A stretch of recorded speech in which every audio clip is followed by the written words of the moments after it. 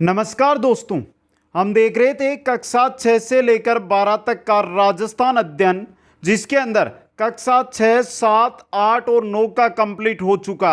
चल रहा था हमारे कक्षा 10 का राजस्थान अध्ययन, जिसके अंदर आज रहेगा अध्याय नंबर 4 और टॉपिक है राजस्थान की चित्रकला व लोक कला। चित्रकलाएं तो आप हर जगह पढ़ते हैं, लेकिन लोक कला आपको गाइडों के अंदर देखने को नहीं मिलेगी दोस्तों।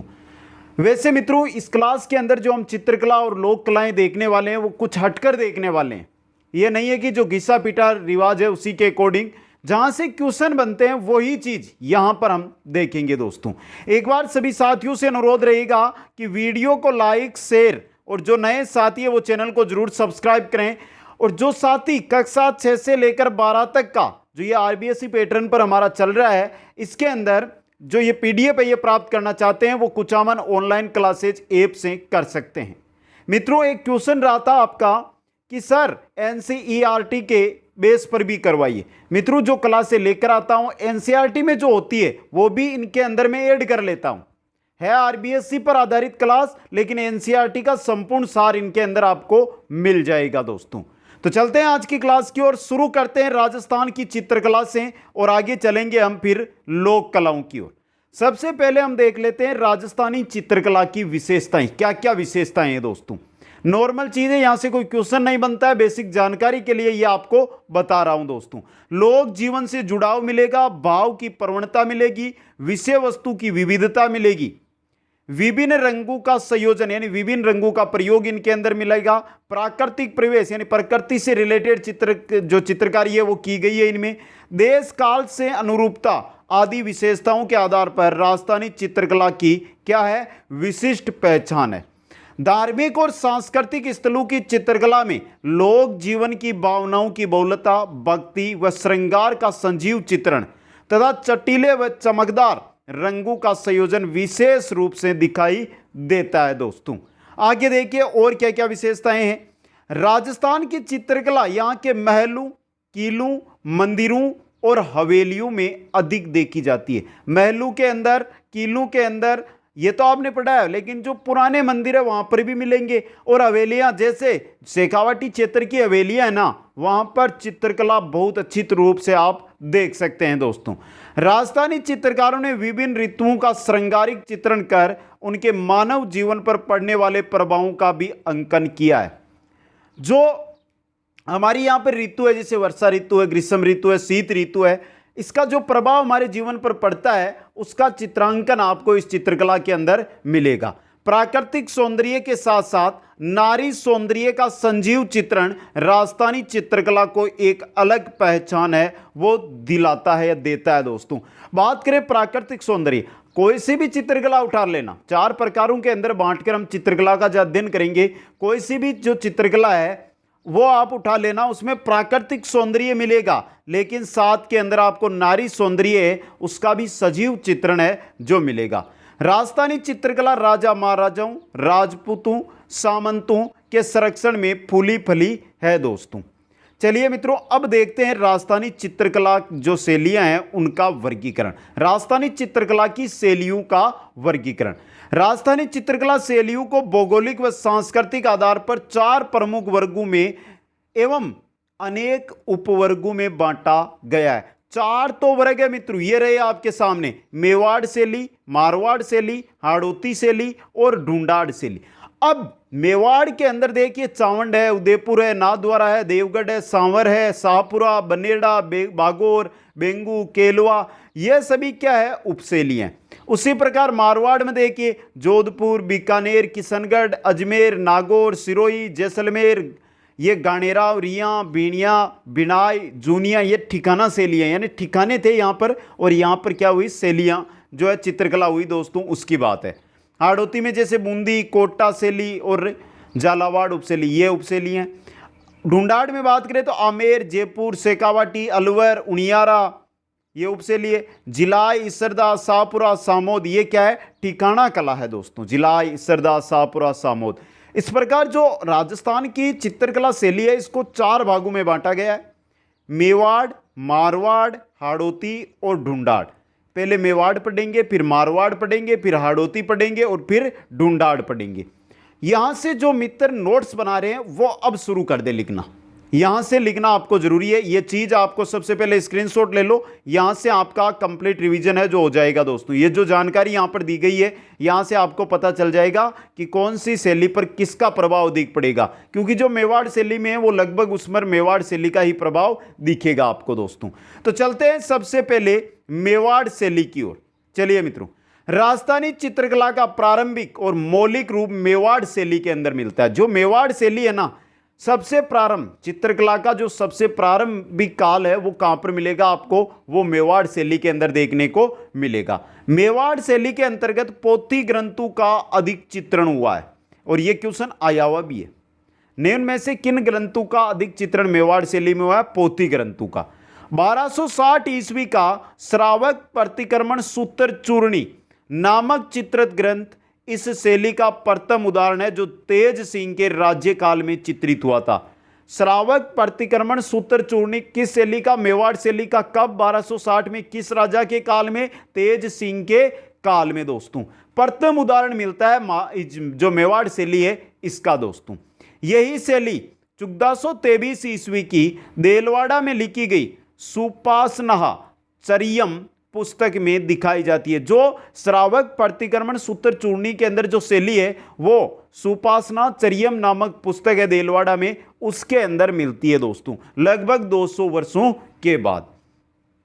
डगलस बेरेट एवं बेसिल गे ने चोर पंचाशिका शैली का उद्गम मेवाड़ में माना है। चोर पंचाशिका जो शैली है उसका उद्गम कहां पर माना है? मेवाड़ के अंदर माना है दोस्तों। आगे चलिए, महाराणा कुंभा का काल कलाओं के उत्थान की दृष्टि से स्वर्णिम युग माना जाता है। मेवाड़ की बात करें तो जो महाराणा कुंभा का काल है वो चित्रकला की दृष्टि से क्या माना जाता है? स्वर्णिम युग है जो माना जाता है। उदय सिंह 1535 से 1572 ईस्वी के काल में बने चित्रों में भागवत पुराण का परिजात अवतरण 1540 ईस्वी के अंदर यह है जो चित्र है परिजात अवतरण दोस्तों, जो भागवत पुराण पर आधारित है। मेवाड़ के चित्रकार नाना राम की क्या है? कृति है। तो यहां पे दोस्तों उदय सिंह के काल का है परिजात अवतरण जो भागवत पुराण पर आधारित है और इसके चित्रकार है नाना राम दोस्तों।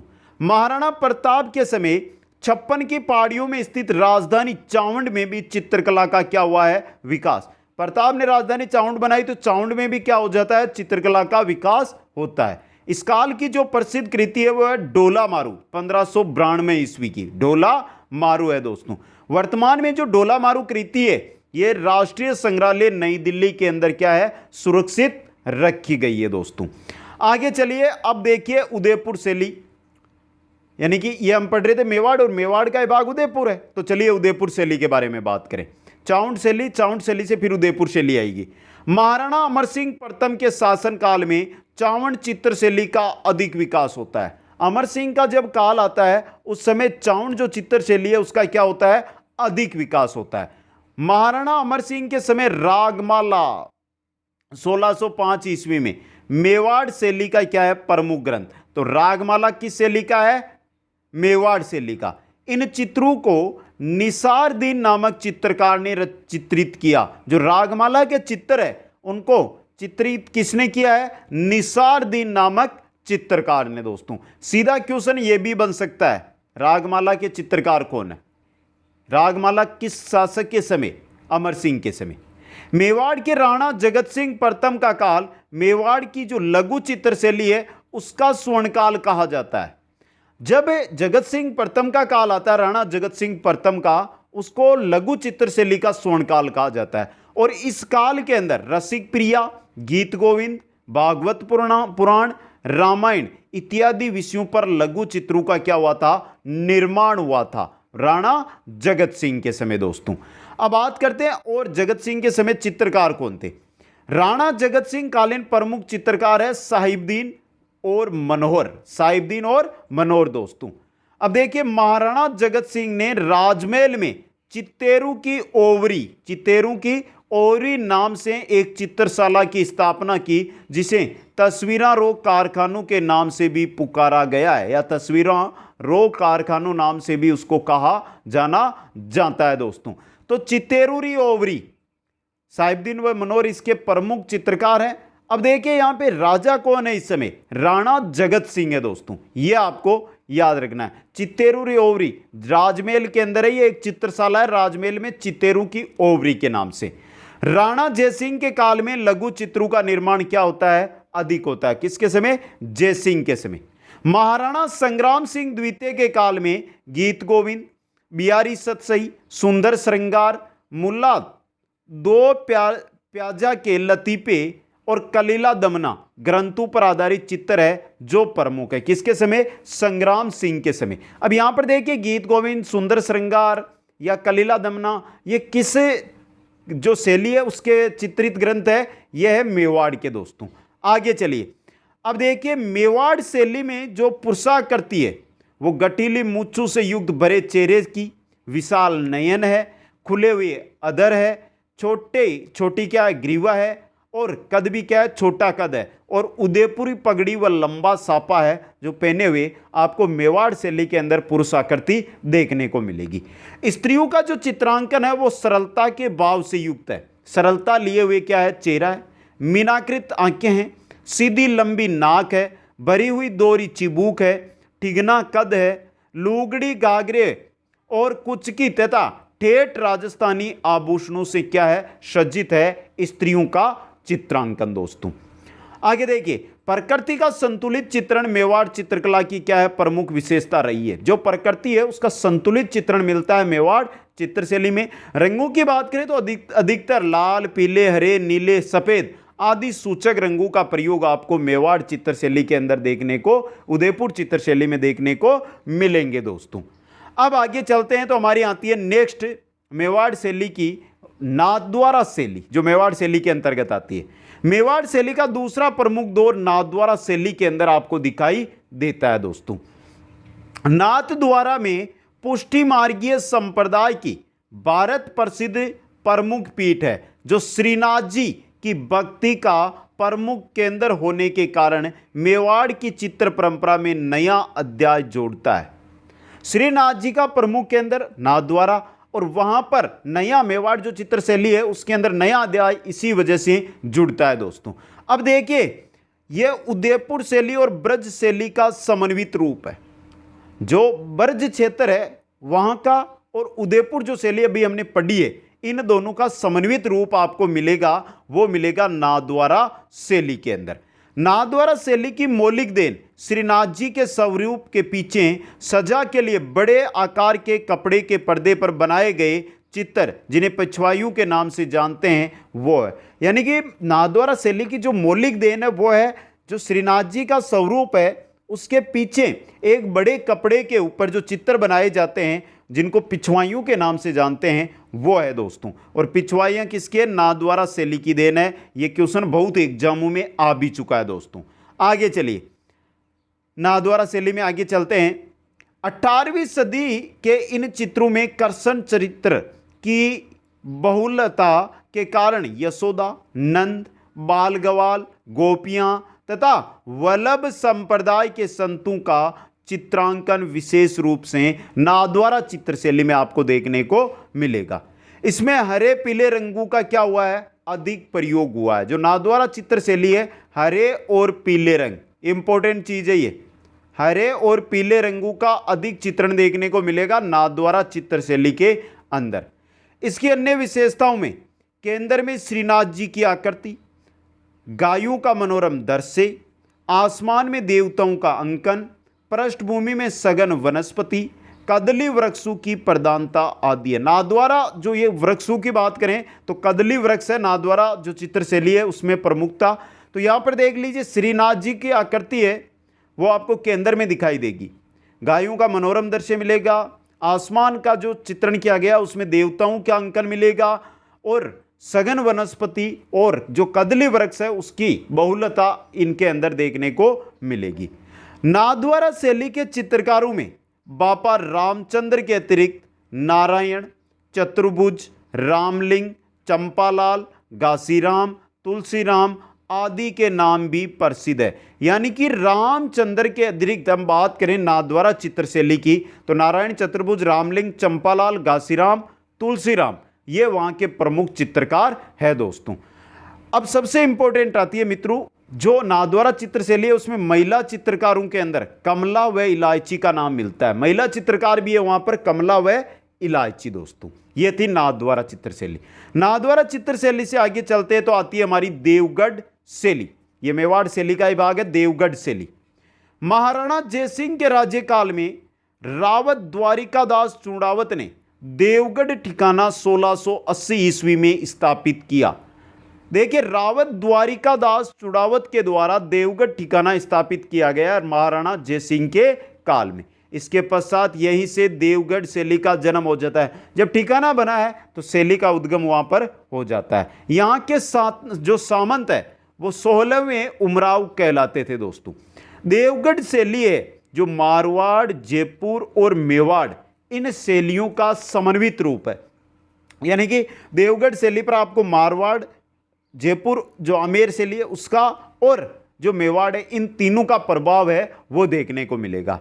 इसे सर्वप्रथम डॉक्टर श्रीधर अंधारे द्वारा प्रकाश में लाया गया है। देवगढ़ शैली को प्रकाश में लाने का श्रेय किसको जाता है? डॉक्टर श्रीधर अंधारे को दोस्तों। यह भी इंपॉर्टेंट क्वेश्चन बन सकता है एग्जाम के अंदर। आगे चलिए देखिए देवगढ़ शैली के बारे में।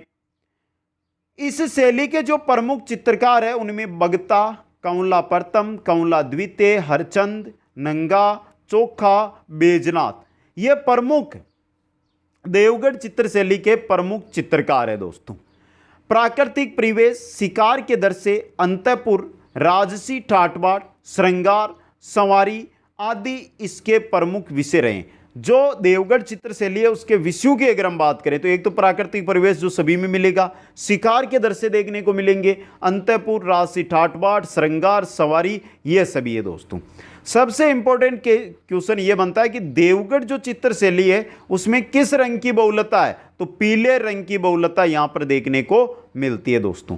इस शैली के भित्ति चित्र अजारा की ओवरी, मोती मेल आदि में देखने को मिलते हैं। देवगढ़ चित्रशैली के जो चित्र है वो अजारा की ओवरी और मोती मेल के अंदर देखने को मिलते हैं दोस्तों। ये थी आपकी देवगढ़ चित्रशैली और ये थी मेवाड़ की चित्रशैलियां। दूसरी जो हमारी शैली आती है वो आती है मारवाड़ शैली। अब देखिए मारवाड़ शैली। मारवाड़ शैली की चित्रकला का वैभव मूलतः जोधपुर की दरबारी शैली के रूप में देखा जा सकता है। जोधपुर की जो दरबारी शैली है उसके अंदर मारवाड़ी क्षेत्र का जो चित्रकला वैभव है वो मिलता है। लेकिन जोधपुर के अलावा इसके अतिरिक्त जैसलमेर, नागौर, अजमेर के कुछ भागों में भी इसका व्यापक प्रभाव है जो दृष्टिगत होता है। कई ठिकानों पर, कई रियासतों में भी जो मारवाड़ क्षेत्र में आती है वहां पर मारवाड़ शैली का प्रभाव देखने को मिलता है। तिब्बती इतिहासकार लांबा तारानाथ ने 7वीं सदी में मारू देश के चित्रकार श्रृंगधर का उल्लेख किया है जिसने पश्चिमी भारत में यक्ष शैली को जन्म दिया था। मारू देश के चित्रकार श्रृंगधर का उल्लेख है वो किया तिब्बती इतिहासकार ने। अब देखिए यहाँ पे श्रृंगधर ने यक्ष शैली है इसको क्या किया है? जन्म दिया दोस्तों। इसके प्रारंभिक चित्रावशेष हमें प्रत्यारकालीन ओद नियुक्ति वर्ती में मिलते हैं, यानी जो प्रत्यारकालीन जो भी ग्रंथ है वहां पर मिलते हैं दोस्तों। यह मारवाड़ साहित्य के प्रामाख्यानों पर आधारित चित्रण अधिक हुआ है यहाँ मारवाड़ी साहित्य में, यानी जो मारवाड़ी चित्रकला है या चित्रशैलियां हैं यहाँ पर आपको प्रेम आख्यानों पर आधारित चित्रण है वो अधिक मिलेंगे। मारवाड़ शैली के अंदर हमारी पहली जो शैली आएगी वो आएगी जोधपुर शैली दोस्तों। देखिए मारवाड़ में कला एवं संस्कृति को नवीन परिवेश देने का श्रेय मालदेव को जाता है। जोधपुर के शासक मालदेव को जाता है दोस्तों। मालदेव के काल यानी इस काल की प्रतिनिधि चित्रशैली के उदाहरण में चोखेलाव मेल तथा चित्रित उत्तराध्ययन सूत्र से प्राप्त होते हैं दोस्तों। सन 1610 में लिखित व चित्रित भागवत मेवाड़ एवं मारवाड़ की अनेक विशेषताओं से क्या है, युक्त है। 1610 के अंदर लिखित और चित्रित भागवत है वो मेवाड़ व मारवाड़ की अनेक विशेषताओं से क्या है, युक्त है। सन 1623 में कलाकार वीरजी द्वारा पाली के प्रसिद्ध वीर पुरुष विट्ठल दास चोपावत के लिए रागमाला चित्रावली चित्रित की गई। रागमाला चित्रावली है वो विट्ठल दास जी के लिए क्या की गई थी, चित्रित की गई थी। कलाकार कौन थे, वीरजी थे दोस्तों।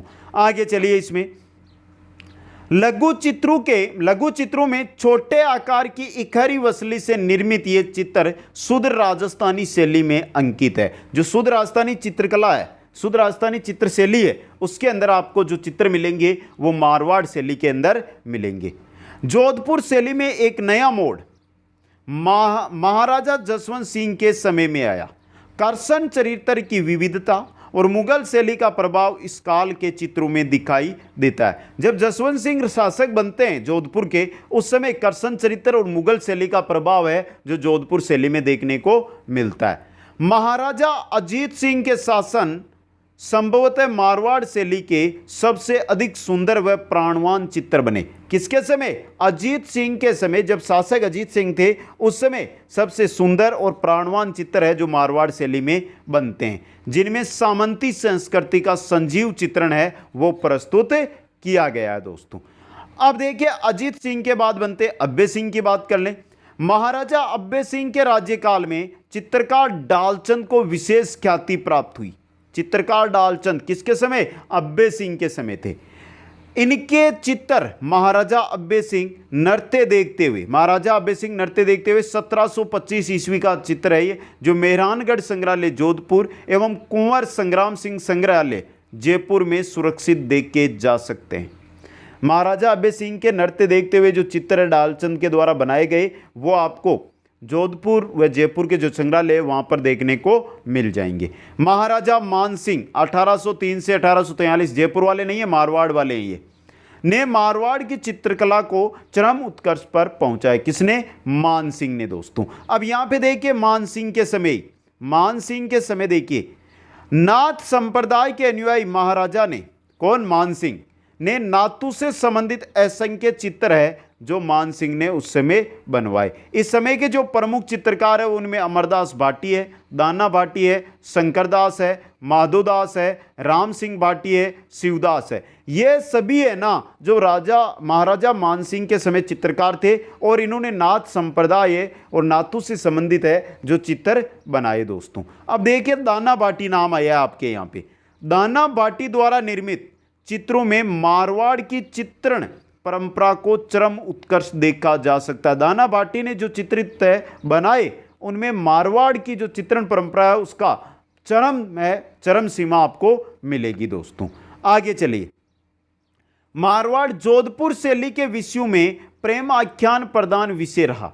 इन प्रेमाख्यानों में डोला मरवण, मोमल महेंद्रा, रूपमती बाज बहादुर, कल्याण रागिनी, ये क्या है, प्रसिद्ध चित्रित ग्रंथ है दोस्तों। जोधपुर शैली के पुरुष लंबे चौड़े गठीले बदन के, उनके गल मुछ, ऊंची पगड़ी, राजसी वैभव के वस्त्राभूषण, ये सभी है जो पुरुष आकृति है उस प्रकार की है। स्त्रियों की आकृति की बात करें तो स्त्रियों की वेशभूषा में ठेठ राजस्थानी लहंगा, ओढ़नी, लाल फुदनों का प्रयोग प्रमुख रूप से इनके अंदर किया गया है दोस्तों। बादाम सी आंखें और ऊंची पाग जोधपुर शैली की अपनी निजी देन है। महिलाओं की बादाम सी आंखें और पुरुषों के अंदर ऊंची पाग, यह जोधपुर शैली की खुद की पहचान है। यह क्वेश्चन बनता है सीधा दोस्तों।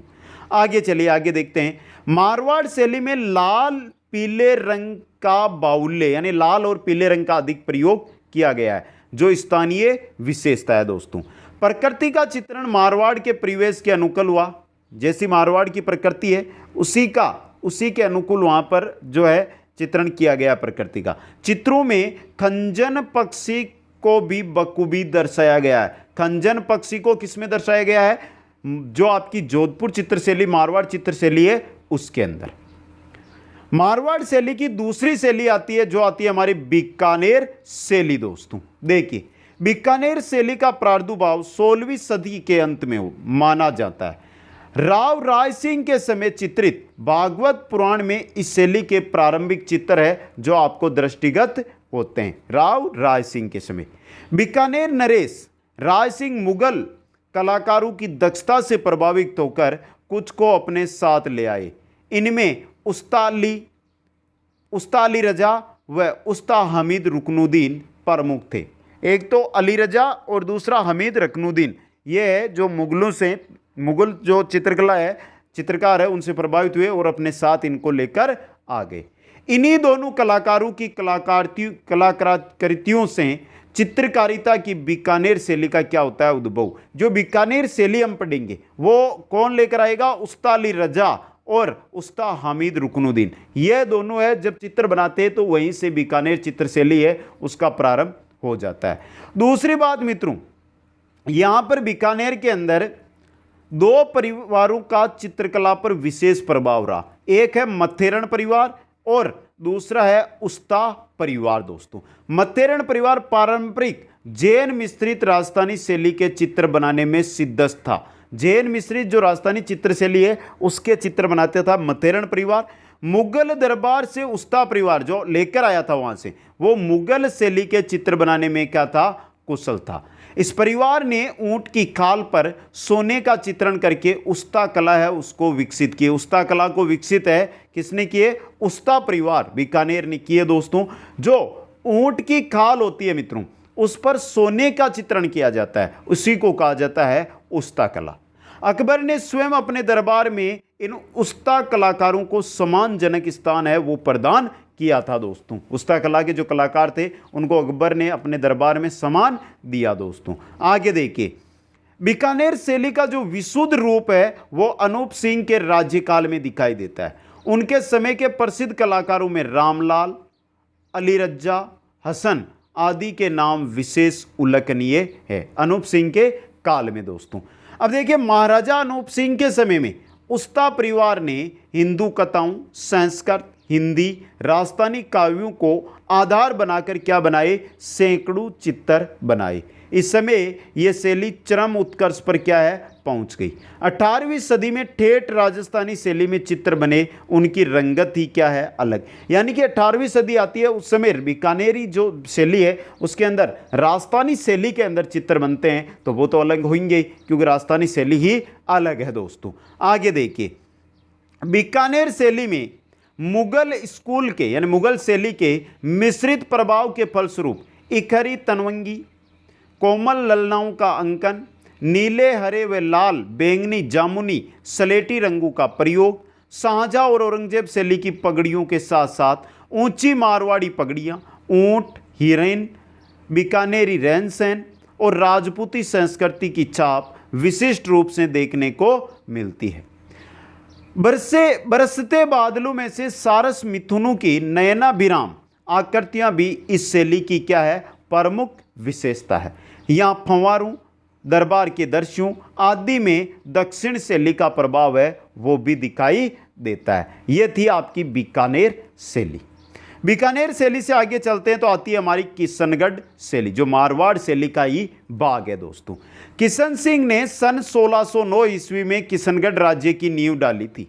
1609 में किशन सिंह ने बसाया था किशनगढ़ जो मार्बल मंडी के नाम से जाना जाता है। दोस्तों, राज परिवार पर वल्लभ संप्रदाय के प्रभाव के कारण, यानी जो राज परिवार किशन सिंह का परिवार था ना, उस पर वल्लभ संप्रदाय के प्रभाव के कारण राधा कृष्ण की लीलाओं का साकार स्वरूप चित्रण के माध्यम से बहुलता से हुआ है।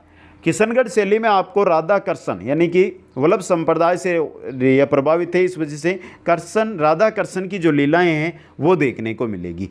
राजा सावंत सिंह का काल 1748 से 1764 ईस्वी में किशनगढ़ शैली की दृष्टि से, जो कि राजा सावंत सिंह का काल है उसको क्या कहा जाता है, स्वर्ण युग कहा जाता है। किशनगढ़ शैली की दृष्टि से स्वर्ण युग कहलाता है राजा सावंत सिंह का काल। दोस्तों, आगे चलिए, सावंत सिंह नागरीदास के उपनाम से क्या थे, प्रसिद्ध थे। इनके काव्य प्रेम, गायन, बनी ठनी के संगीत प्रेम और कलाकार मोरध्वज निहाल चंद के चित्रांकन ने इस समय किशनगढ़ की चित्रकला को सर्वोच्च स्थान पर पहुंचा दिया। अब देखिए मित्रों, जो यहाँ पर मोर ध्वज निहाल चंद है, इनका एक चित्रित है, वो क्या है, बणी ठणी है। बणी ठणी को एरिक डिक्सन ने भारत की मोनालिसा कहा है और भारत सरकार ने 1973 ईस्वी में बणी ठणी पर डाक टिकट भी क्या किया है, जारी किया है दोस्तों। आगे चलिए, अब किशनगढ़ शैली के अंदर पुरुषाकृति देख लेते हैं हम। इस चित्र शैली में पुरुषाकृति में लंबा इकारा नील छवि युक्त शरीर है, मोती जड़ित सवेत या मूंगिया पगड़ी है, उन्नत ललाट है, खंजनाकृत कर्णांत तक खींचे विशाल अरुणाभे नयन है और नारी आकृति में तनवगी, लंबी, गोरवर्ण, नुकीली चिबूक, सुराहिरी गर्दन, पतली कमर, लंबी कमल, पंखुड़ी सी आंखें हैं जो चित्रित की गई है दोस्तों। अब देखिए, जो चित्र है वहाँ पर बनाए गए, दूर दूर तक फैली झील उनमें आपको दिखाई देगी, उनमें केले करते हंस दिखाई देंगे, बतख दिखाई देंगे, सारस दिखाई देंगे, तैरती नौकाएं मिलेगी, केले के गांव यानी केले के जो वृक्ष है वो अधिक मिलेंगे, रंग बिरंगे उपवन मिलेंगे, चांदनी रात में राधा कृष्ण की केली क्रीड़ाएं खेलती क्रीड़ाएं वो मिलेगी, प्रातःकालीन व संध्याकालीन बादलों का सुंदरी चित्रण किशनगढ़ शैली की क्या है, विशेषताएं हैं दोस्तों। अब देखिए यहाँ पे बणी ठणी की बात कर लें। बणी ठणी अर्थात राधा के रूप सौंदर्य का चित्रांकन इस शैली का विशेष आकर्षण रहा है और बणी ठणी विश्व विख्यात है दोस्तों। आज यहाँ के प्रमुख रंग में सफ़ेद, गुलाबी और स्लेटी के साथ सिंदूरी भी है। मुख्य रूप से सफ़ेद, गुलाबी और स्लेटी है और सिंदूरी भी रंग है जो मुख्य रूप से हैं। किशनगढ़ शैली के चित्रकारों में नानक राम है, सीताराम है, शौरध्वज यानी मोरध्वज या शौरध्वज, मूलराज, मोर ध्वज निहाल चंद, बदन सिंह, रामनाथ, सवाई राम, लालडीदास के नाम है जो उल्लेखनीय है। ये मुख्य है जो किशनगढ़ शैली के क्या है, चित्रकार है दोस्तों।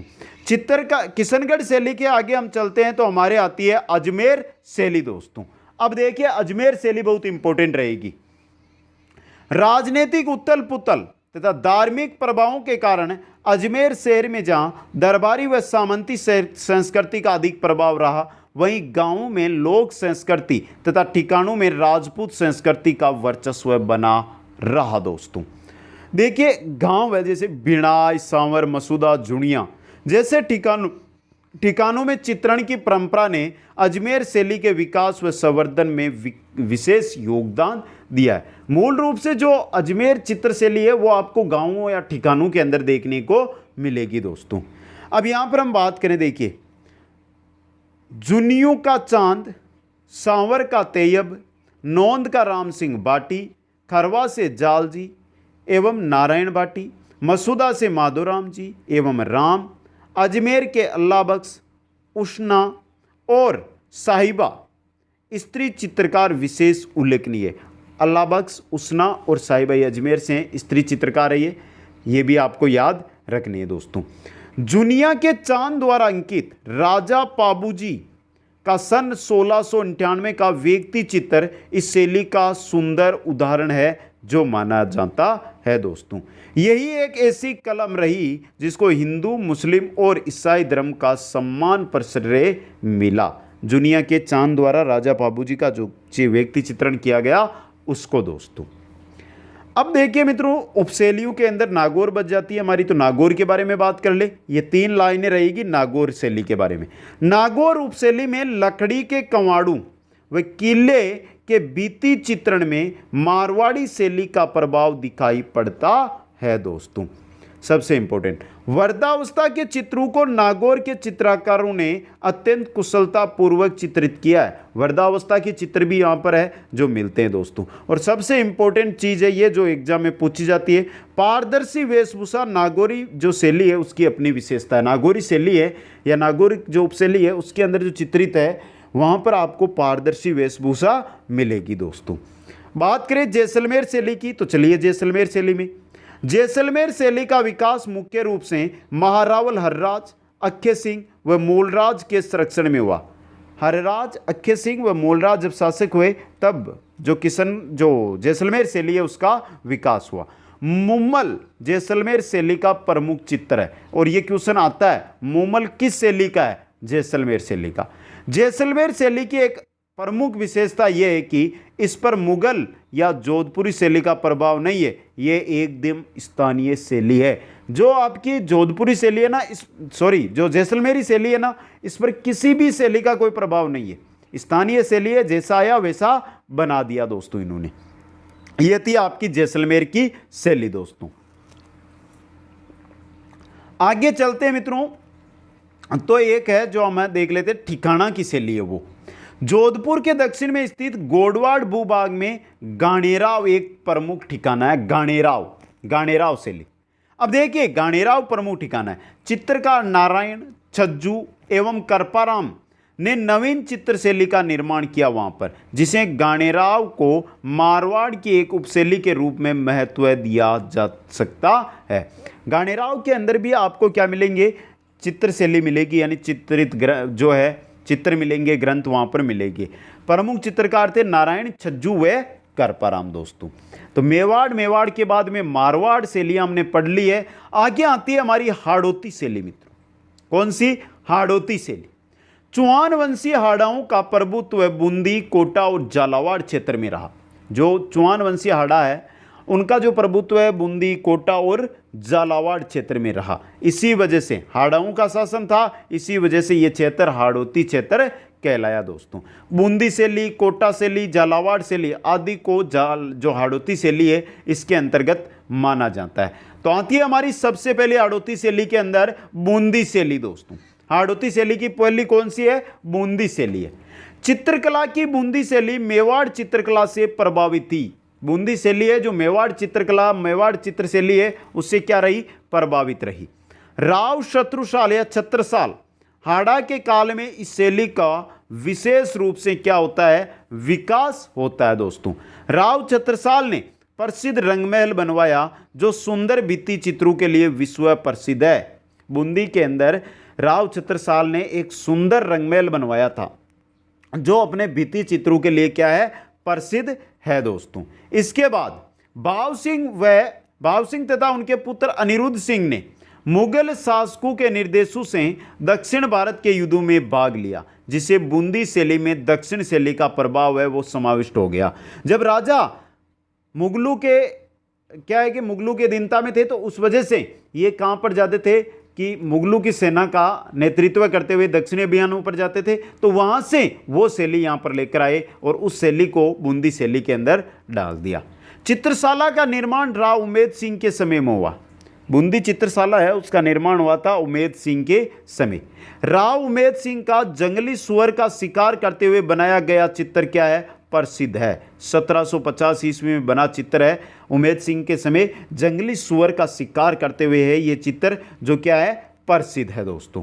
आगे देखिए, राजा उमेद सिंह के काल में बूंदी शैली में नवीन मोड़ आया, जिसमें भावनाओं की सरलता, प्रकृति की विविधता, पशु पक्षियों तथा सतरंगे बादलों, जलाशयों आदि के चित्रण की बहुलता दृष्टिगत होती है दोस्तों। बूंदी शैली की आकृतियां लंबी, शरीर पतले, स्त्रियों के अधर लाल, मुख गोलाकृत, चिबुक पीछे की ओर और झुकी छोटी होती है दोस्तों। यह है स्त्री आकृति। आगे देखिए, आगे है इसके अंदर सबसे इंपॉर्टेंट क्वेश्चन मिलेगा ना आपको, वो ये मिल जाएगा, ऊपर बच्चा लेकिन ये क्वेश्चन ध्यान में ले लें। आकाश में उमड़ते हुए काले कजरारे मेघ, बिजली की कान, घनघोर वर्षा, नदी में उड़ती जल तरंगे, हरे भरे वृक्ष, उन पर चहकती चिड़िया, नाचते मयूर एवं कलाबाजी दिखाते वानर तथा पहाड़ की तलहटी में विचरण करते वन्य जीवों का चित्रण बड़ा ही मनोहारी है। बूंदी शैली में पशु पक्षी चित्रण को विशेष महत्व दिया गया है। जो बूंदी शैली है इसके अंदर जो पशु पक्षी चित्रण है इसको क्या दिया गया है? विशेष महत्व दिया गया है। इस शैली के चित्रकारों में सुरजन है, अहमद अली है, रामलाल है, श्री किशन और साधु राम, ये मुख्य चित्रकार है। सुरजन, अहमद अली, रामलाल, श्री किशन और साधु राम, ये थी बूंदी शैली दोस्तों। हाड़ौती की दूसरी शैली आती है हमारी कोटा शैली दोस्तों। कोटा चित्र शैली का स्वतंत्र अस्तित्व स्थापित करने का श्रेय महाराव राम सिंह 1661 से 1705 ईस्वी को जाता है। महाराव राम सिंह को दोस्तों। उनके बाद महाराव भीम सिंह ने कोटा राज्य में कृष्ण भक्ति को विशेष महत्व दिया। महाराव राम सिंह के बाद भीम सिंह ने जो कर्षण भक्ति है उसको विशेष महत्व दिया दोस्तों, जिसके फलस्वरूप कोटा शैली में वल्लभ संप्रदाय का पूर्ण स्वामित्व है या पूर्ण प्रभाव है जो आपको देखने को मिलेगा। कोटा शैली का चरम उत्कर्ष उमेद सिंह के समय में हुआ। कोटा के मुसवियर खाने के कलाकारों ने भित्तियों पर बड़े बड़े चित्र बनाने के साथ साथ बड़ी बड़ी वसलियों पर शिकार का समूह चित्रण कर कोटा शैली को विशिष्टता प्रदान की। किसके समय? उमेद सिंह के समय दोस्तों। आगे देखिए, घने जंगलों में शिकार की बहुलता के कारण कोटा शैली में इस समय शिकार का बहुरंगी वैविध्यपूर्ण चित्रण हुआ, जो इस शैली का प्रतीक बन गया। यानी सर्वाधिक शिकार के जो चित्रित ग्रंथ में जो चित्रित चित्र है वो आपको कोटा शैली के अंदर मिलते हैं, और ये क्वेश्चन भी एग्जाम में आया हुआ है। इस शैली में नारियों एवं रानियों को भी शिकार करते हुए दिखाया गया। ये दोनों क्वेश्चन इंपॉर्टेंट है। रानियों या नारियों को भी शिकार करते हुए कोटा शैली के अंदर दिखाया गया। इस शैली के प्रमुख चित्रकार है रघुनाथ, गोविंदराम, डालू सबसे ज्यादा बार पूछा जाता है, लच्छीराम और नूर मोहम्मद, ये प्रमुख चित्रकार थे दोस्तों। बात करें स्त्री आकृतियों का, तो स्त्री आकृतियों का कोटा शैली में अत्यंत सुंदर चित्रण हुआ है।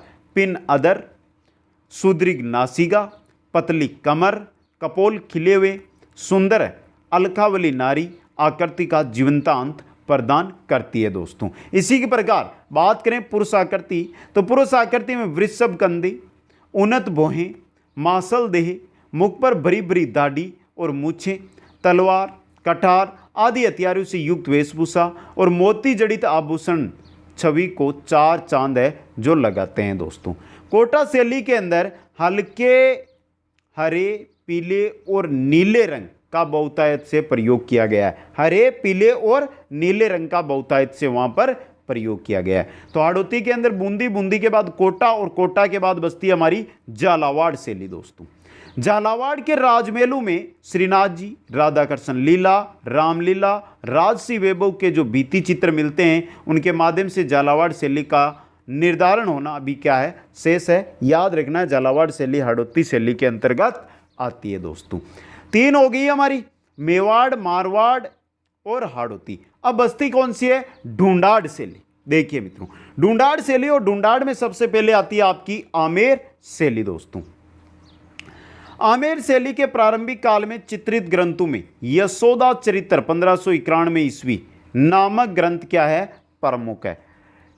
आमेर शैली का सबसे पहला ग्रंथ यशोदा चरित्र है 1591 में, जो क्या है? प्रसिद्ध है दोस्तों।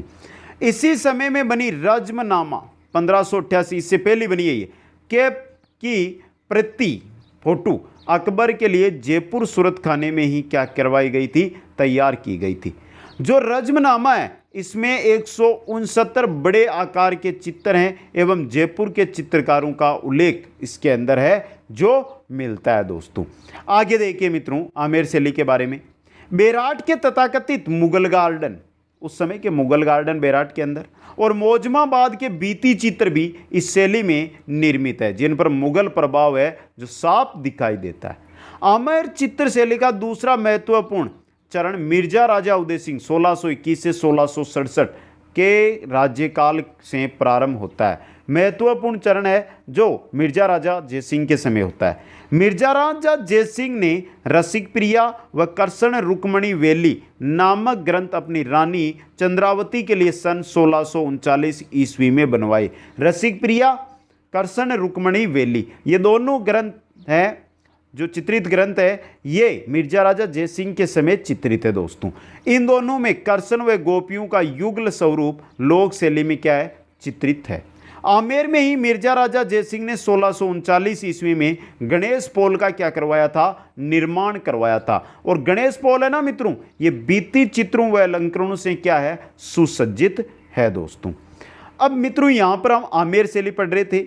आमेर के बाद बात करते हैं जयपुर शैली की। एक ही चीज़ है, आमेर के बाद जयपुर है, उसको राजधानी बनाया जाता है, तो जयपुर शैली। महाराजा सवाई जयसिंह प्रथम का काल कला की उन्नति की दृष्टि से कई अर्थों में महत्वपूर्ण रहा। उन्होंने अपने राचिनों, कोसों, रोजमर्रा की वस्तुएं, कला का खजाना, साज सम्मान आदि को सुव्यवस्थित ढंग से संचालित करने हेतु 26 कारखानों की स्थापना की, जिसे सूरत खाना भी एक है। यहाँ चित्रकार चित्रों का क्या करते थे, निर्माण। 36 कारखाने बनाए। एक सूरत खाना हम पढ़ते हैं ना, जयपुर का सूरत खाना, वो भी उनमें से एक है मित्रों। अपने जो भी है रोजमर्रा की वस्तुएं हैं, कला का सामान है, साज सामान है, राज चिन्ह है, कोष है, उन सभी को वहाँ पर सही जगह रखा जा सके। सवाई जयसिंह के समय रसिक प्रिया, कवि प्रिया, गीत गोविंद, बारहमासा, नवरस और रागमाला चित्रों का क्या होता है, जयपुर शैली के अंदर निर्माण होता है दोस्तों। आगे चलिए। महाराजा सवाई ईश्वरी सिंह के समय चित्र सृजन का केंद्र सूरत खाना आमेर से हटकर जयपुर आ गया।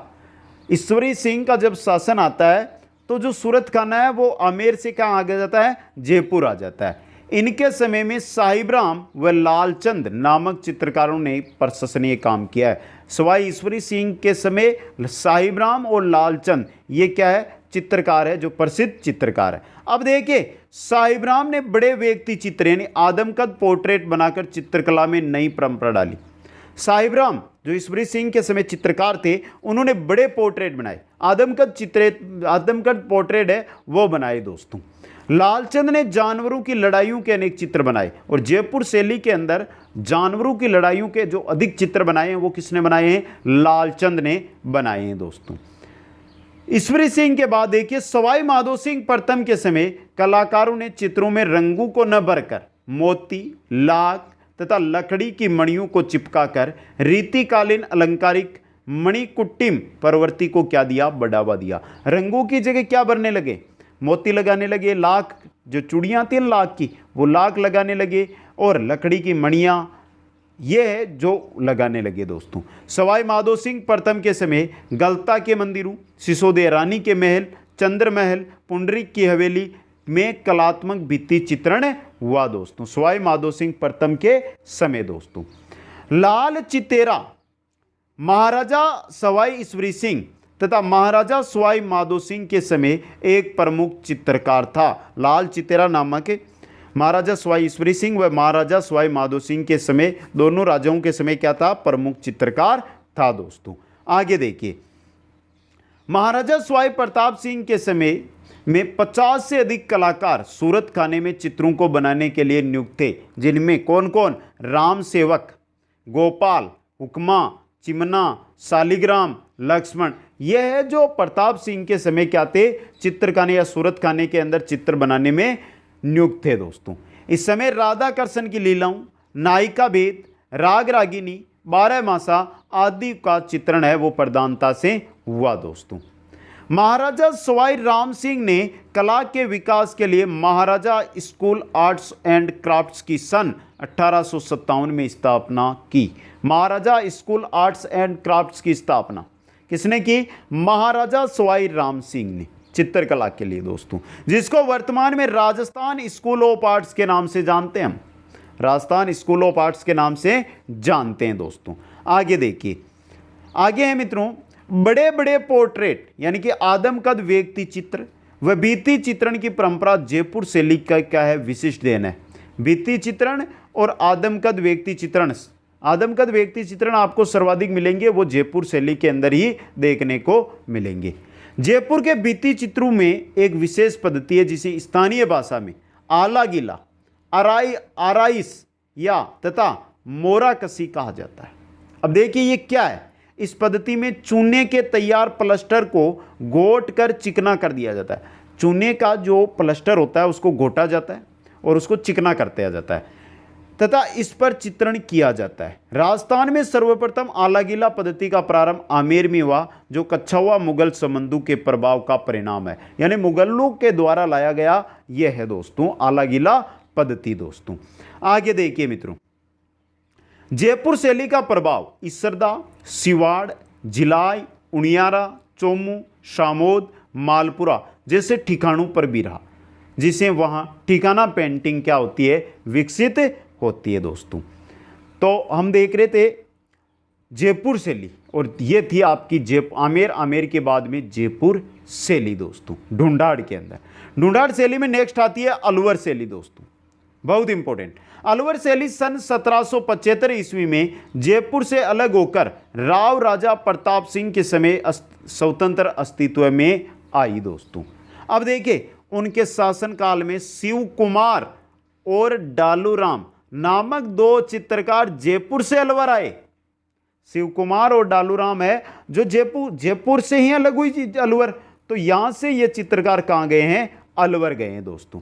राजगढ़ के किले के शीश महल में अंकित भित्ति चित्र उन्हीं समय में बने। ये भित्ति चित्र अलवर शैली के प्रारंभिक सर्वोत्कृष्ट क्या है, चित्र है दोस्तों। आगे देखिए अलवर शैली में राजगढ़ के महलों में शीश महल का चित्रण कराकर बख्तावर सिंह ने यहाँ की चित्रकला की क्या की है, शुरुआत की है।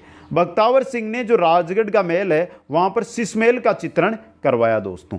बलदेव, डालूराम, सालगा और सालिग्राम उनके राज्य के प्रमुख क्या है, चित्र यानी चित्रकार है दोस्तों। बख्तावर सिंह के समय, बख्तावर सिंह के समय में बने सैकड़ों चित्र जिनमें नाथों, जोंगियां, फकीरों से जंगल में धर्म चर्चा करते हुए महाराजा स्वयं का चित्रण कला की दृष्टि से क्या है, उल्लेखनीय है दोस्तों। आगे देखिए इसमें विनय सिंह बलदेव से चित्रकारी सीखते थे। बलदेव एक चित्रकार था जिसे राजा विनय सिंह क्या सीखते थे, चित्रकारी सीखते थे। गुलिस्तां का सुलेखन एवं चित्रांकन उनके शासनकाल की एक अनोखी घटना है दोस्तों। इस ग्रंथ को तैयार करने पर उस समय 1 लाख रुपए हुए थे दोस्तों। और इसके चित्र बलदेव व गुलाम अली ने क्या किए थे, बनाए थे दोस्तों। गुलिस्तां का सुलेखन याद रखिए ये ग्रंथ। बलवंत सिंह के समय सालिग्राम, जमुनादास, छोटेलाल, बक्साराम, नंदराम आदि कलाकारों ने जमकर पोती चित्रों, लघु चित्रों व लिपटों पट्टचित्रों का क्या किया, निर्माण किया। शिवदान सिंह के शासनकाल में काम कला के आधार पर निर्मित सैकड़ों चित्र चित्रकला की दृष्टि से उत्कृष्ट है दोस्तों। अब देखिए नफिरी वादन का चित्र इस शैली का उदाहरण है। नफिरी वादन का जो चित्र है वो अलवर चित्र शैली का सुंदर उदाहरण है दोस्तों। महाराजा मंगल सिंह के शासनकाल में मूलचंद तथा उदयराम ने विशेषतः हाथी दांत के फलकों पर सूक्ष्म चित्रण किया है। तो अलवर चित्र शैली के अंदर हाथी दांत की फलकों पर सुंदर चित्रण करने वाले चित्रकार है मूलचंद व उदयराम। महाराजा उदय सिंह के शासनकाल में राम गोपाल, राम प्रसाद, जगमोहन, राम सहाय, नेपालिया जैसे कलाकारों ने अलवर शैली का अंतिम समय तक क्या रखा, जीवित रखा। अलवर चित्र शैली में ईरानी, मुगल और राजस्थानी विशेष जयपुर शैली, राजस्थान से जयपुर शैली का आश्चर्यजनक संतुलित समन्वय देखा जा सकता है।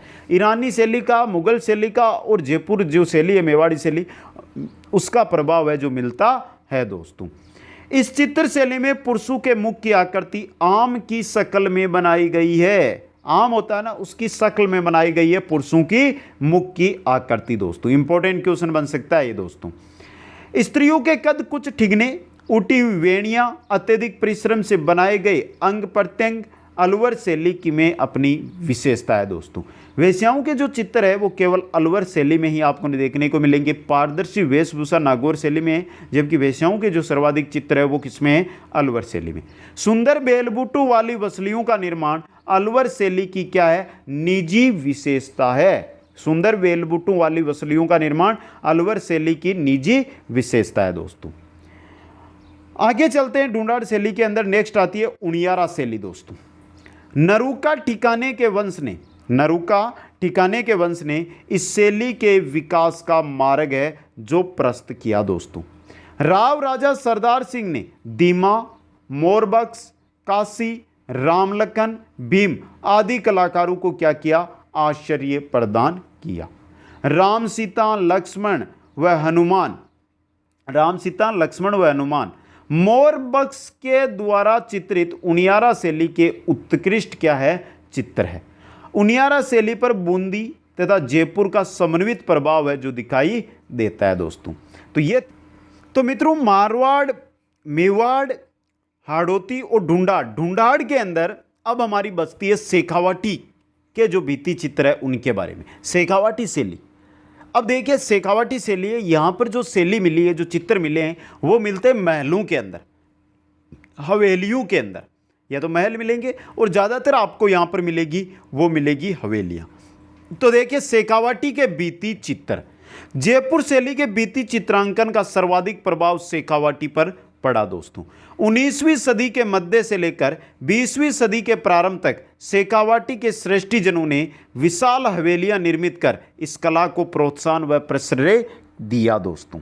नवलगढ़, रामगढ़, फतेहपुर, लक्ष्मणगढ़, मुकुंदगढ़, मंडावा, बिसाऊ आदि स्थानों का भित्ति चित्रण अनूठा है। यहाँ पर आपको हवेलियां देखने को मिलेगी और हम पढ़ते हैं राजस्थान की हवेलियां तो सर्वाधिक कहाँ पर आती है? शेखावाटी क्षेत्र में, सिक्कर, चूरू, झुंझुनू में हवेलियां मिलती हैं हम, और वहाँ पर भित्ति चित्रण बहुत ही अनूठा है दोस्तों।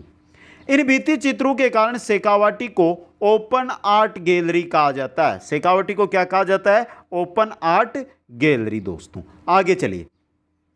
बड़े बड़े हाथी और घोड़ों, चौबदारों, चेवर धारणियों का अंकन, गवाक्षों के दोनों ओर की दीवारों पर अंकन इन हवेलियों की क्या है? विशेषता है। छज्जे के नीचे टोडू के मध्य में चित्तौरों ने अपनी सूझबूझ के अनुसार मल्लयुद्ध, कुश्ती, दधिमंथन, गोदोहन, विचित्र पशु पक्षियों, देवी मितकों, राक्षसों, कामकला, रागिनी, साधु संतों, लोक कथाओं का विशेष अंकन है जो आपको मिलेगा। हवेलियों की बाह्य दीवारों एवं अंदर कथात्मक बड़े बड़े फलकों का चित्रांकन शेखावाटी शैली की क्या है? विशेष देन है दोस्तों। शेखावाटी के भित्ति चित्रण में कतई नीले गुलाबी रंग की प्रधानता है, किंतु अब इस अमूल्य सांस्कृतिक धरोहर का क्या हो रहा है? शरण हो रहा है दोस्तों। ये थी राजस्थान की चित्र शैलियाँ। सबसे इंपॉर्टेंट टॉपिक रहता है ये, और कोई सा जिस आपके सिलेबस में अगर चित्र शैलियाँ टॉपिक है तो 1% मानकर चलना यहाँ से आएगा। अब हम बात करेंगे मित्रों जो बहुत ही इंपॉर्टेंट रहेगा, नया टॉपिक आपके लिए, लोक कला है क्या? देखिए, आम इंसान के द्वारा बिना किसी तामझाम व प्रदर्शन से जब अपनी स्वाभाविक कलाकारी से चित्र, संगीत, नृत्य आदि के रूप में पेश किया जाता है तो वह लोक कला कहलाती है। वास्तव में लोक कला इस संस्कृति की वास्तविक वाक एवं प्रस्तुत करता होती है। क्या है ये लोक कला? आप कोई महिला है वो अपने हाथ में मेहंदी लगाती है, वो एक मेहंदी लगाना क्या है? एक लोक कला है दोस्तों, समझे आप? तो चलिए, लोक कलाएं, राजस्थान की प्रमुख लोक कलाएं, उनके अंदर सबसे पहले आती है सांझी। है क्या?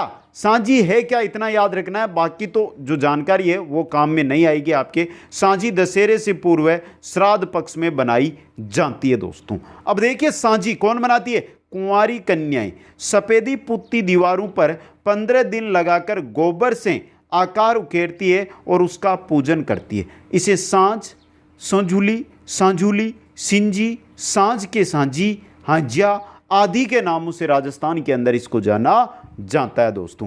देखिए, कन्याएं गोबर से रेखाओं को उकेरकर उनमें कांच के टुकड़े, मोती, चूड़ी, कोड़ी आती है ना, कोडी, पत्थर, फंक, कपड़ा, कागज, लाख, फूल पत्तियां आदि के प्रयोग के द्वारा एक दमकती हुई रंगीन चित्राकर्षक आकृति बनाती है। एक चित्र ही बनाती है, एक चित्रकार की तरह ही वो कार्य करती है, उसी को कहा जाता है सांझी। ये सिर्फ श्राद्ध पक्ष के अंदर, यानी दशहरे से पूर्व श्राद्ध पक्ष में बनाई जाती है दोस्तों। आगे देखिए, सांझी को माता पार्वती का रूप मानकर अच्छे वर घर की कामना के लिए कन्याएं क्या करती है? इसका पूजन करती है दोस्तों। पहले दिन से 10वें दिन तक 1 या 2 प्रतीक ही प्रतिदिन बनाए जाते हैं, किंतु अंतिम 5 दिन बहुत बड़े बड़े आकारों में सांझी की रचना की जाती है, जिसे संज्ञा कोट कहते हैं। देखिए, जो पहले से 10वें दिन तक जो प्रतीक बनेंगे, एक प्रतीक 1 दिन का बनाया जाएगा। फिर क्या होगा? 11वें से लेकर जो 15वें दिन तक जो प्रतीक या सांझी बनेगी वो आकार में बड़े बनेंगे और बहुत अधिक बनाए जाएंगे, उनको कहा जाता है संज्ञा कोट दोस्तों। पहले दिन सूर्य, अब यहां से पढ़ना मित्रों, आपके लिए इंपॉर्टेंट चीज है। देखिए, पहले दिन सूर्य, चंद्रमा, तारे, इनका चित्रण। दूसरे दिन 5 फूल, तीसरे दिन फंकी, चौथे दिन हाथी सवार, 5वें दिन चौपड़, छठे दिन स्वास्तिक, 7वें दिन गेवर, 8वें दिन ढोलक या नगाड़ा, 9वें दिन बंदनवार और 10वें दिन खजूर का पेड़ बनाया जाता है। आखिरी 5 दिन संज्ञा कोट में बीचों बीच सबसे बड़े आकार में सांझी माता व मानव पशु पक्षी, प्रकृति आदि का चित्रण सांझी के अंदर किया जाता है। ये होती है आपकी सांझी। 2 नंबर पे आएगा आपका मांडना। ये क्या होता है दोस्तों? मांडने दीवारों को अलंकृत करने के लिए बनाए जाते हैं। ये दीवार है आपकी, अब दीवारी पर आप कुछ इस प्रकार से डिजाइन बना देते हैं, वो क्या है? मांडने। घर की देहरी, चौखट, आंगन, चबूतरा, चौक, घड़ा रखने का स्थान, पूजा स्थल आदि पर ये मांडने हैं जो अंकित किए जाते हैं दोस्तों। अब देखिए मांडने, विवाह पर गणेश जी का, लक्ष्मी जी के पैर, स्वास्तिक आदि के साथ ही गलीचा, मोर, मोरनी, गमले, कलियां, बंधनवार, बच्चे के जन्म पर गलीचा, फूला, स्वास्तिक, रक्षाबंधन पर स्वर्ण कुमार, गणगौर पर गुणु यानी एक मिठाई का जोड़, घेवर, लहरिया, तीज पर घेवर, लहरिया, फूल चौक, फूल बगीचा आदि विशेष रूप से बनाए जाते हैं। तो किस समय कौन से जो बनाए जाते हैं मांडने? वो यदि कोई तीर्थ यात्रा पर कर सकुशल घर लौट आता है तो इसकी खुशी में पुष्कर पेड़ी व पतवारी मांडी है, मांडने हैं वो बनाए जाए, पतवारी व पुष्कर मेड़ी दोस्तों। अब देखिए मांडनों में त्रिकोण, चतुष्कोण, षटकोण, अष्टकोण, वृत्त आदि आकृतियां भी बनाई जाती है। ये मांडने अत्यंत सरल होते हुए भी अमूर्त व ज्यामितीय शैली का अद्भुत सम्मिश्रण है और आपके गांव में आज भी बनाने को ये मिल जाएंगे दोस्तों। मांडने के बाद आते हैं फड़। देवनारायण जी के फड़, बाबू जी के फड़, नाम तो हमने बहुत अच्छी तरह सुना लोक देवताओं के अंदर दोस्तों। देखिए भीलवाड़ा के शाहपुरा कस्बे में छिपा जाति के जोशी चितेरू द्वारा फड़, यहाँ पे फड़ है दोस्तों, पढ़ नहीं फड़ है, ये फड़ चित्रण किया जाता है जिसे राजस्थानी भाषा में फड़ कहा जाता है। पट चित्रण भी कहते हैं इसको, शायद यहाँ पर एक बार देखिए, हाँ ये पट चित्रण सही है, पट चित्रण जिसको राजस्थानी भाषा में हम फड़ कहते हैं मित्रों। अब देखिए यहाँ पे क्वेश्चन बनेगा, फड़ शाहपुरा कस्बे में छिपा जाति के जोशी चितेरे करते हैं। भीलवाड़ा निवासी श्रीलाल जोशी इस शैली के प्रमुख क्या है? चित्रकार है दोस्तों। अब फड़ बनाते कैसे हैं वो भी देख ले। फड़ बोपू के लिए निर्मित की जाती है। ये बोपे फड़ को लकड़ी पर लपेटकर गांव-गांव जाकर पारंपरिक वस्त्रों में रावण अत्ता व जंतर वाद्य यंत्र की धुन के साथ कदम थिरकाते हुए इसका क्या करते हैं? वाचन करते हैं। ये लोक नाट्य, गायन, वादन, मौखिक साहित्य, चित्रकला व लोक धर्म का एक अनूठा संगम है दोस्तों। इसमें लोक देवताओं के जीवन के अनेक प्रसंगों, उनसे संबंधित चमत्कारों को चित्रित है वो किया जाता है दोस्तों। चित्रों में प्रमुख आकृति में को सबसे बड़ा बनाया जाता है, जो प्रमुख होता है जिसकी फड़ होती है, जिस देवनारायण जी को सबसे बड़ा उसके अंदर बनाया जाता है दोस्तों। अब देखिए अन्य आकृतियां उसके अनुपात में क्या बनाई जाती है? छोटी बनाई जाती है। रंगों का प्रतीकात्मक रूप प्रयोग भावों की अभिव्यक्ति में सहायक है, जैसे देवियां नीली, लाल, देव लाल, राक्षस काले, साधु सफेद या पीले और सिंदूरी व लाल रंग शौर्य का व वीरता का प्रतीक है दोस्तों। फड़ के लिए सर्वप्रथम मोटे हथकत्ते 2 सूती कपड़ों, रेजी या रेजा पर गेहूं या चावल के मांड में गोंद मिलाकर कलप लगाया जाता है जिससे वो कठोर हो जाए। सतह तैयार होने पर उस पर गोट कर समतल किया जाता है। इस पर 5 या 7 रंगों से चित्रण है वो किया जाता है। ये होती है आपकी फड़ दोस्तों। फड़ से आगे चलते हैं तो आते हैं हमारे पाने। क्या होते हैं पाने? राजस्थान में विभिन्न उत्सवों त्योहारों पर देवी देवताओं के कागज पर बने चित्र पाने प्रतिष्ठित किए जाते हैं दोस्तों। दीवाल चित्रों के विकल्प के रूप में इन पानों का क्या हुआ है? प्रचलन हुआ है दोस्तों। सस्ते होने के कारण ग्रामीण जन इन्हें खरीदकर समय अनुसार प्रयुक्त करते हैं। राजस्थान में गणेश जी, लक्ष्मी जी, रामदेव जी, गोगा जी, श्रवण कुमार, तेजा जी, रामकृष्ण, शिव पार्वती, धर्मराज, देवनारायण जी, श्रीनाथ जी, नरसिंह आदि के पाने हैं वो क्या है? प्रचलित है दोस्तों। श्रीनाथ जी का पाना इनमें सबसे सर्वाधिक कलात्मक है, जिसमें 24 श्रृंगारों का क्या होता है? चित्रण होता है दोस्तों। पानों के बाद आती है कावड़ दोस्तों, और कावड़ बनाना चित्तौड़गढ़ जिले के बस्सी गांव के खेरादियों का पुश्तैनी व्यवसाय है। कहाँ के? चित्तौड़गढ़ जिले का जो बस्सी गांव है उसके खेरादियों का दोस्तों। यहाँ पर पारंपरिक कलाकार मांगीलाल मिस्त्री ने अपनी कावड़ परंपरा को सुरक्षित रखते हुए कई नए प्रयोग किए। इनकी बनी जो ये कावड़े हैं ये देश विदेश में कई संग्रहालयों में क्या बढ़ा रही है? शोभा बता रही है दोस्तों। देखिए कावड़ के बारे में। कावड़ जनजीवन की धार्मिक आस्थाओं और विश्वास से जुड़ी है, इसलिए इसका वाचन श्रवण कर लोग श्रद्धा अनुभूति हो जाती है और मनमाना दान करते हैं दोस्तों। कावड़ एक मंदिरानुमा काष्ठा कलाकृति होती है जिसमें कई द्वार बने होते हैं। सभी द्वारों या कपाटों पर चित्र क्या रहते हैं, अंकित रहते हैं। कथा वाचन के साथ साथ ये कपाट खुलते जाते हैं और अंत में राम लक्ष्मण सीता जी की मूर्तियां हैं वो इनमें दर्शित होती है। कावड़ लाल रंग से रंगी जाती है और उसके ऊपर फिर काले रंग से पौराणिक कथाओं का क्या किया जाता है, चित्रांकन किया जाता है। अब देखिए मित्रों, इनमें महाभारत, रामायण, कृष्ण लीला के विभिन्न चरित्रों व घटनाओं का विवरण होता है। साथ ही शनि, हनुमान, ब्रह्मा, लक्ष्मी, गरुड़, लोक देवताओं जैसे पाबूजी, रामदेव जी, हरिश्चंद्र, गोपीचंद्र, भरथरी को कथा अनुसार कावड़ में चित्रित करते हैं दोस्तों। ये होती है कावड़। कावड़ के बाद आती है गोड़लिया। पशु के शरीर पर भी विविध प्रकार की आकृतियों के बड़े कलात्मक दाग दिए जाते हैं। ये दाग चुराए गए पशुओं की शिनाख्त के अतिरिक्त सामान्य पहचान के लिए भी दिए जाते हैं। पहले के समय क्या होता था मित्रों, गांव के अंदर पशु होते थे, बहुत अधिक मात्रा में पशु रखते थे, तो पशु आपस में मिल जाए, इसका पशु उसके, उसका पशु इसके, इसलिए उनकी शिनाख्त के लिए उन पर दाग लगाए जाते थे। समझे मित्रों? और यही कहलाते थे दागने की ये क्रिया अठेरना या दाग के निशान गोड़लिया कहलाते हैं दोस्तों। इसके बाद आती है मेहंदी, जिससे सभी परिचित हो दोस्तों। देखिए मेहंदी, राजस्थान में मेहंदी प्राचीन काल से प्रचलन में है दोस्तों। स्त्रियां व बालिकाएं तुलिका से, हाथों में मेहंदी से बारीक मांडने तुलिका इस प्रकार पतली सी है, जिस प्रकार पेन चलाते हैं ना उसी प्रकार से। आजकल तो क्या है कि मेहंदी है वो सिस्टम ऐसा आ गया है जिसे उससे सीधा लगा लेते हैं, पहले के समय की बात है। सोजित व मालवा की मेहंदी मारवाड़ में बहुत प्रसिद्ध है दोस्तों। मेहंदी स्त्रियों द्वारा विवाह, सगाई, बच्चे के जन्म, विविध पूजनों व शुभ कार्यों में लगाई जाती है दोस्तों। अब देखिए मेहंदी में विविध प्रकार के अलंकरण बनाए जाते हैं। इनमें दीपावली पर पान, हटड़ी की बांत, शंख, पगलिया यानी लक्ष्मी जी के प्रतीक का चिन्ह पगलिया, 16 दीपक, सुदर्शन चक्र व मकर संक्रांति पर घेवर, बीजनी, करवा चौथ पर छबड़ी, स्वास्तिक, रक्षाबंधन पर लहर या चिक व शादी पर तोरण, केरी, सिंगाड़ा, स्वास्तिक, कलश, फूल आदि क्या है मेहंदी में बनाए जाते हैं अपने हाथों पर दोस्तों। मेहंदी के बाद आती है गोंदना दोस्तों। गोदना शरीर को सुसज्जित करने की दृष्टि से गोदना गुदवाने की परंपरा का विकास हुआ है।